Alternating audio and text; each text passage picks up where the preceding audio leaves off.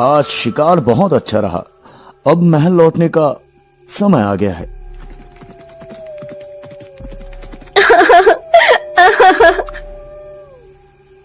ये आवाज कहां से आ रही है? चलो देखते हैं।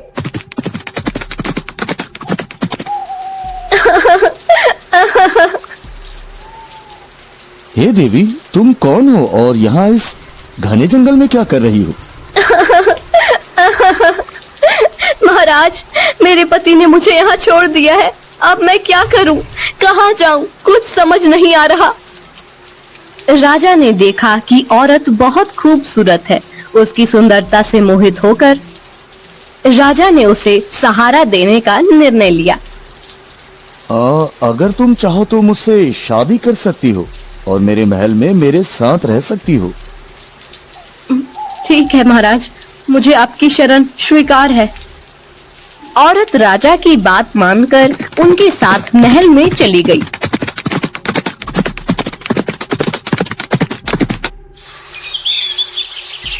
दोनों ने शादी कर ली। राजा वीरेंद्र की पहली पत्नी रानी सौम्या ने न चाहते हुए भरी मन से दोनों का महल में स्वागत किया।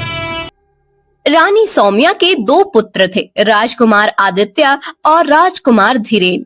वो दोनों बड़े ही चंचल थे, परंतु छोटी रानी सुष्मिता के महल में आने के बाद से दोनों चुप से रहने लगे। हमें कुछ ठीक नहीं लग रहा। कुछ दिनों से राजकुमार आदित्य और राजकुमार धीरेन कुछ चुप से रहने लगे हैं। अरे बड़ी महारानी, आप व्यर्थ में चिंतित हो रही हैं। राजकुमार ठीक हो जाएंगे। हम वैद्यराज जी को अभी संदेश भिजवाते हैं। जी महाराज, आप कह रहे हैं तो हम मान लेते हैं। राजवैद्य दोनों राजकुमारों का इलाज शुरू करते हैं, पर दोनों की प्रकृति में कोई सुधार नहीं होता। ऐसे ही दिन बीतते जा रहे थे। कुछ दिनों बाद राजा भी बीमार पड़ने लगे। दिन पर दिन उनकी तबीयत बिगड़ती जा रही थी। महाराज, हमने हर संभव इलाज किया, लेकिन आपकी तबीयत में कोई सुधार नहीं हो रहा है। ये आखिर मुझे क्या हो रहा है? जब कोई सुधार नहीं हुआ तो राजा ने मशहूर वैद्य महर्षि चरक जी से मिलने का निर्णय लिया।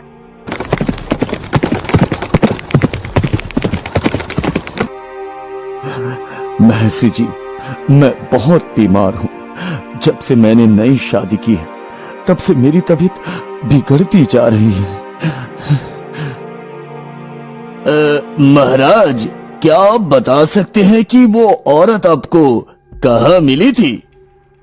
महर्षि, वो मुझे जंगल में मिली थी जब मैं शिकार से लौट रहा था। महाराज, वो औरत नहीं, इच्छाधारी नागिन है। नागिन, उसके जहर के कारण ही आप बीमार हो रहे हैं। महाराज, मुझे विश्वास नहीं हो रहा कि मेरी नई रानी नागिन है। आप एक काम करें, महल जाकर हर जगह से पीने का पानी हटा दे और कुएं को ढक दे। फिर आधी रात को उसे कहें कि आपको बहुत प्यास लगी है और पानी चाहिए। देखना वो पानी कहां से लाती है। राजा ने वैद्य महर्षि चरक जी की सलाह मानी और महल में सभी पानी के बर्तन खाली करवा दिए और कुएं को ढकवा दिया।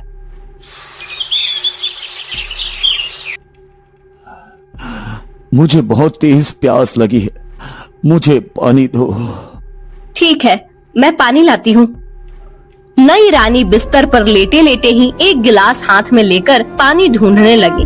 उसने अपना हाथ बिस्तर से लंबा करके पूरे महल में पानी ढूंढा, लेकिन कहीं भी पानी नहीं मिला। फिर उसने अपना हाथ कुएं की तरफ बढ़ाया, लेकिन वहाँ भी पानी नहीं मिला। अंत में उसने अपना हाथ बहुत दूर नदी की तरफ बढ़ाया और वहाँ से पानी लेकर राजा को दे दिया। हाँ? ये औरत तो सचमुच नागिन है। बिस्तर से उठे बिना नदी से पानी ले आई।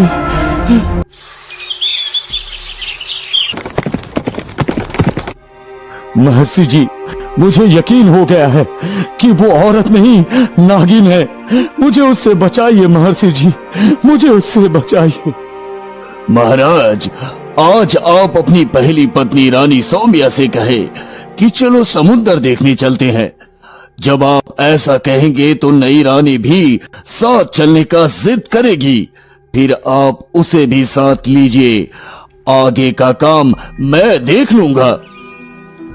राजा ने महर्षि चरक जी की बात मानी और महल लौटकर अपनी पहली रानी सौम्या से कहा, रानी सौम्या, चलो समुद्र देखने चलते हैं। मुझे भी समुद्र देखना है। हाँ ठीक है भाई, तुम भी चलो। अगले दिन सब समुद्र के पास पहुँचे। महर्षि चरक जी भी साथ में आए। सब लोग नाव में सवार होकर समुद्र में घूमने लगे।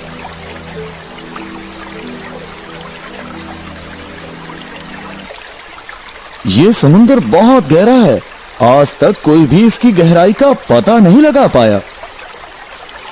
मैं समुद्र की गहराई का पता लगा सकती हूँ।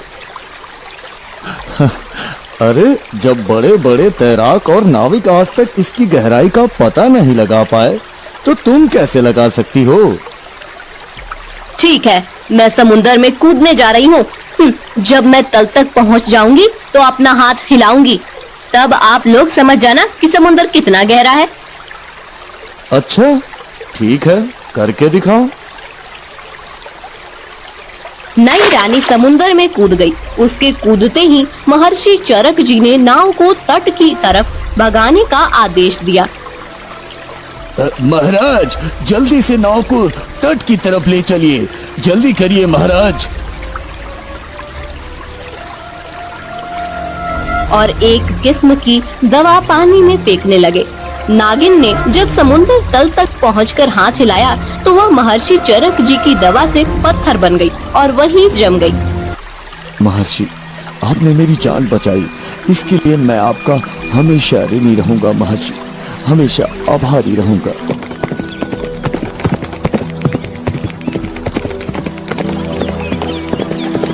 राज्य में दोनों राजकुमारों की प्रकृति भी ठीक हो गई और राजा भी स्वस्थ हो गए। राजा ने महर्षि चरक जी को ढेर सारा इनाम दिया और अपनी पहली रानी सौम्या और दोनों राजकुमारों के साथ खुशी खुशी रहने लगे। कहा जाता है कि वह नागिन आज भी समुद्र तल में अपना हाथ हिलाती रहती है। ओम नमः शिवाय, ओम नमः शिवाय, ओम नमः शिवाय। महल में इच्छाधारी के खात्मे के बाद हर कोई चैन की सांस ले रहा था, लेकिन महर्षि चरक जी के चेहरे पर चिंता की लकीरें गहरी होती जा रही थी।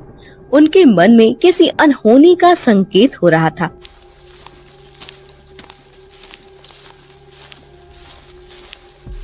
महाराज, हमें ये सोचकर संतोष नहीं करना चाहिए कि वो इच्छाधारी नागिन को समुद्र में कैद करने से सब कुछ समाप्त हो गया। उसकी आत्मा इतनी सरलता से मिट नहीं सकती महाराज। क्या महर्षि, आप क्या कहना चाहते हैं कि वो नागिन अभी भी हमारे बीच हो सकती है?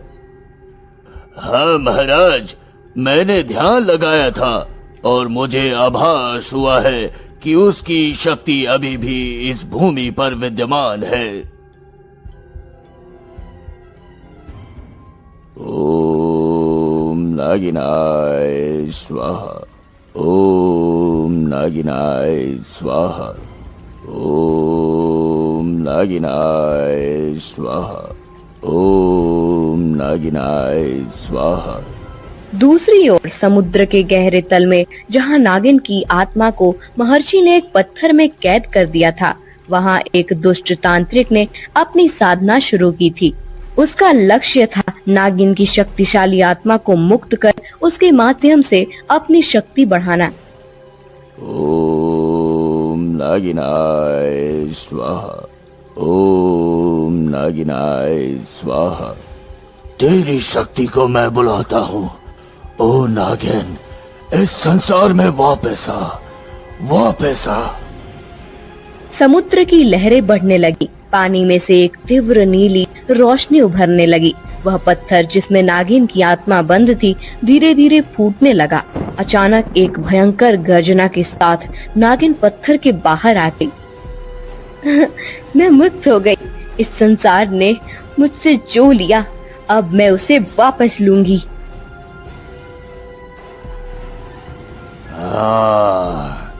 मैं तुम्हारी शक्ति के साथ इस दुनिया पर राज करूंगा, राज।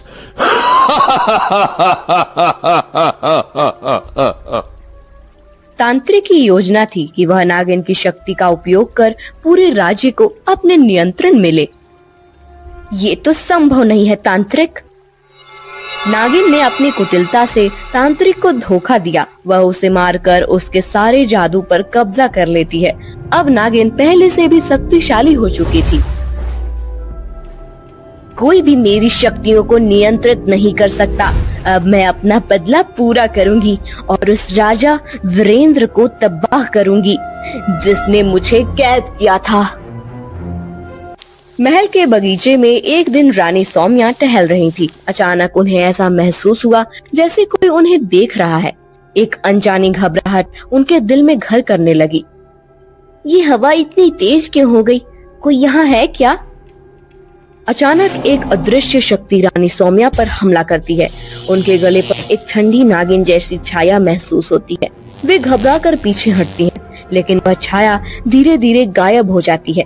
सौम्या समझ जाती है कि यह कोई सामान्य घटना नहीं थी। एक रात जब पूरा महल गहरी नींद में था, नागिन ने अपना रूप धारण कर लिया। वह एक सर्पनी के रूप में राजकुमारों के कक्ष में प्रवेश करती है।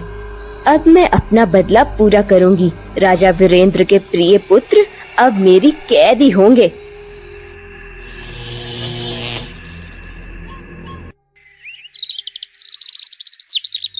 महल में कोई भी नहीं जान पाता कि दोनों राजकुमार गायब हो गए हैं। नागिन उन्हें जंगल के एक गहरे हिस्से में ले जाती है, जहां उसने पहले से ही एक खतरनाक योजना तैयार की थी। अगली सुबह महल में हड़कंप मच जाता है। आदित्य धीरेन कहाँ गए? पूरा महल छान मारो, ढूंढो उन्हें। महाराज, महारानी, दोनों राजकुमार अपने कक्ष में नहीं हैं और महल में भी कहीं नहीं मिल रहे। महाराज, मुझे डर है कि कहीं नागिन ने ही उन्हें न ले लिया हो।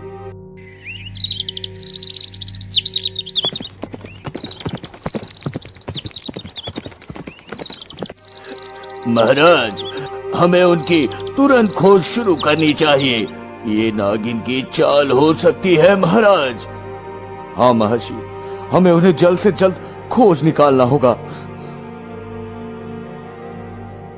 जंगल के एक गहरे और अंधकारमय स्थान में नागिन ने दोनों राजकुमारों को बांध रखा है। वह उन्हें मारने की योजना बना रही है। हमें छोड़ दो, हमने तुम्हारा क्या बिगाड़ा है? तुम्हारे पिता ने मुझे धोखा दिया, अब तुम दोनों उसकी सजा भुगतोगे। अरे नागिन, हमारे पिताजी को ये बात पता चली कि तुमने हमें कैद किया है, तो वो तुम्हारा क्या हश्र करेंगे, पता है ना तुम्हें? हाँ। बच्चे, मुझे डराना बंद करो। तुम मेरे बदले का साधन हो और अब तुम्हारे पिता को अपने पापों का फल मिलेगा। महर्षि चरक जी राजा वीरेंद्र के साथ अपनी दिव्य शक्तियों और मंत्रों का सहारा लेकर जंगल के उस गुप्त स्थान तक पहुंच जाते हैं।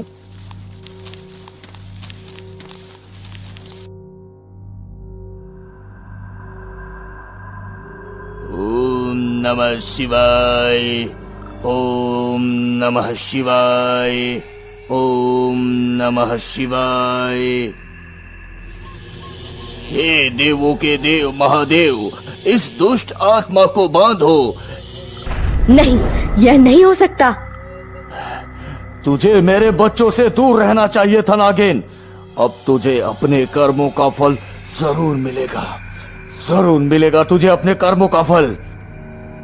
नागिन अपने अंतिम प्रयास में महर्षि और राजा को मारने की कोशिश करती है, लेकिन महर्षि की दिव्य शक्ति के आगे उसकी एक नहीं चलती।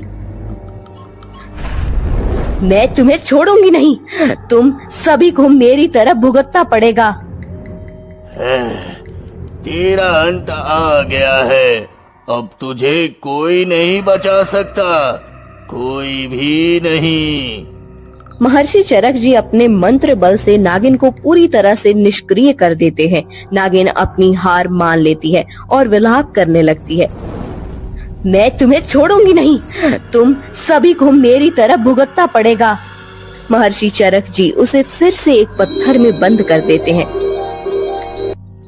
नागिन के पत्थर में बदलने के बाद राजा वीरेंद्र और रानी सौम्या अपने दोनों पुत्रों को गले लगाते हैं। वे दोनों अब सुरक्षित हैं और उनकी आंखों में डर की जगह राहत है।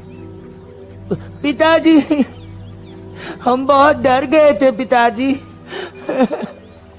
अरे अरे धीरेन, अब सब ठीक है बेटा, अब तुम्हें कुछ नहीं होगा।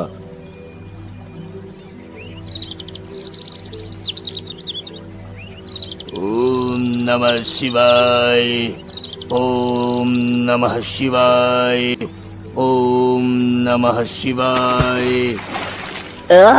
मैं फिर से हार गई, लेकिन मेरी आत्मा हमेशा तुम्हारे पीछे रहेगी राजा वीरेंद्र। महाराज, अब ये दुष्ट आत्मा कभी भी किसी को नुकसान नहीं पहुंचा सकेगी। हाँ, हे महर्षि, आपने फिर से हमारी जान बचाई। मैं आपका ऋणी हूँ महर्षि, मैं आपका ऋणी हूँ। महल में फिर से खुशियों की बौछार होती है। राजा वीरेंद्र ने अपने दोनों पुत्रों की सुरक्षा के लिए एक बड़ा उत्सव आयोजित किया। महर्षि चरक जी को विशेष रूप से सम्मानित किया गया। आज हम सब महर्षि चरक के आभारी हैं। उनकी कृपा से हमारे राज्य की रक्षा हुई है। हाँ नहीं महाराज, ये सब ईश्वर की कृपा और आपकी आस्था का परिणाम है महाराज। अब हमें किसी भी भय का सामना नहीं करना पड़ेगा और हमारे बच्चे भी सुरक्षित है। सब आपकी कृपा से महर्षि जी, सदैव आपके ऋणी रहेंगे हम। इस प्रकार एक बार फिर से महल में शांति और खुशी लौट आई। लेकिन इस घटना ने सभी को यह सिखाया कि अच्छाई के सामने बुराई कभी टिक नहीं सकती। नागिन की आत्मा को हमेशा के लिए समुद्र की गहराई में कैद कर दिया गया था और वह कभी वापस नहीं आ पाई।